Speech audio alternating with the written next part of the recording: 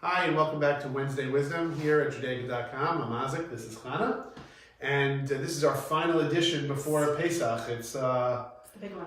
Here at the J-Commerce Group. J-Commerce Group is our parent company for Judaica.com and KosherWine.com. It's been a season. Let's just say that we are nearing the end now.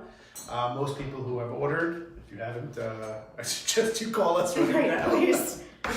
But most people have ordered, they've gotten their stuff. If not, they're calling us to find out when it's coming, and we're just about there. So in lieu of talking about different products that we can offer you for the holiday, we decided to talk about something that's big on our minds right now, or at least my mind right now. I don't know about yours. Yes, Hannah. yes it is. But cleaning for Pesach.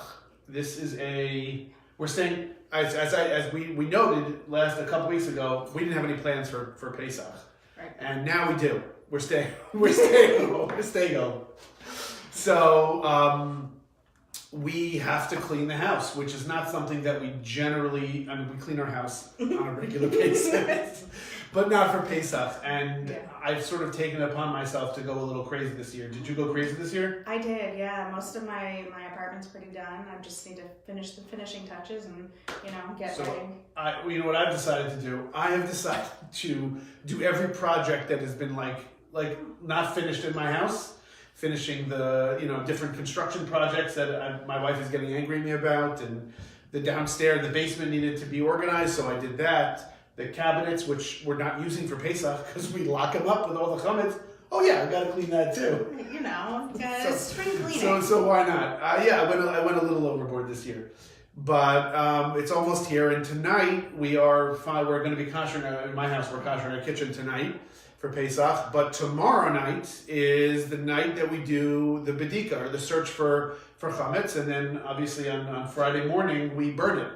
So in order to do that, I don't know if you haven't gotten these little kits, you can order them from our site, but you can probably also pick them up at, I don't like to tout competitors, but it's Wednesday afternoon now, and we got to use it tomorrow. So if you haven't gotten it yet, and obviously it seems to be stuck in here, if you haven't gotten your kits yet, oh, look at this, it even has a little bag. Get to it. But so this is a Bedikat Chametz kit. You can use a candle. Some people use a flashlight. Definitely should be dark if you're looking specifically for the Chametz.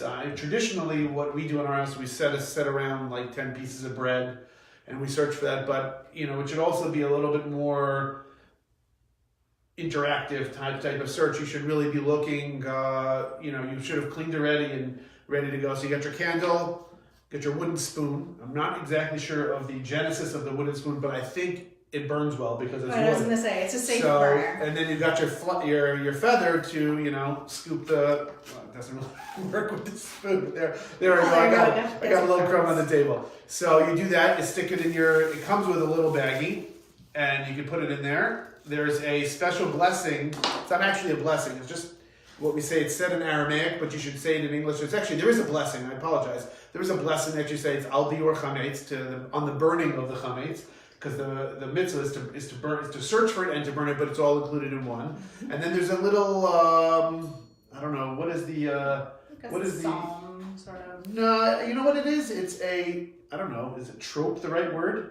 I got very into the word trope after the Congresswoman's. Everyone started talking about tropes. I didn't know what that was. I had to look it up. Right. So it's a little thing about sort of acknowledging the fact that anything left in your house, any chametz that's left in your house that wasn't sold, sell your chametz. If you haven't done that yet, go to the rabbi, sell your chametz. If you haven't done that yet, obviously do that. But anything that's left after the search, after we do that. After we've burnt, we want to make sure that we don't have anything left in our possession, that we are basically what's called a bittul, or we get rid of it. Yes. We say it's not ours anymore. It's like considered like the dust of the earth. And I think it's in Aramaic, but you should say it in a language that you understand. So if it's Aramaic, which would have been the language of people, 2,000 years ago, but now maybe that's English, maybe it's Hebrew, maybe it's Aramaic. If you understand Aramaic, you can. I do. So we do that. Then we take this on Friday morning, and we'll safely. Don't forget safety comes first. Also with the burning of the burning of the chametz. I like to get very involved. you can get very involved in the burning of the chametz. I try to. But it should all be safe. Do it outdoors, not inside your house. Don't create fires in your house. And be careful of the wind and whatever it is. But and then you'll burn it all. And anything else that's left. And then we have actually 2 different styles, right? What is this style? So this one it's got the same. There's 2 styles, by the way, in Bedikat's Chametz kits, just so you know. Yeah. 2 styles. You have the paraffin candle. And the beeswax. And the beeswax candle. Yeah. So if you were more into the beeswax, this is your method of choice. If you're more into the paraffin, this is your method of choice, the blue one. Yeah. And you can go, anyway. So it's, I think that is, I wanted to give a shout out. My sister, Suzanne, had asked me to wear some more brighter colors to set off from the room because I was getting washed out. So Suzanne, I wore a yellow shirt for you today. And I think we wish everyone here a Chag, it was traditionally a Chag kosher v'samech, a happy and kosher Passover. Yes. We really appreciate you guys joining us for the last 4 weeks since our Purim episodes. Yes. We'll be back again next week. We We will be back again next week, and I think we're going to start hitting the wedding season because wedding season's coming up, and there's a lot to talk about with wedding. We'll try to bring in maybe someone who some of our ksuba artists, maybe someone to come in to talk about the process of doing it. We're definitely gonna bring in a keepsake artist. Yeah, we'll do keepsakes, breaking glasses. I know everyone. This is a prep for this, and we'll talk a lot more about it. It's going to get exciting. We hope you guys have a great Pesach, and from us at Judaica.com and the J Commerce Group and KosherWine.com. Obviously, you can see our kosher wine over there. Have a great Pesach.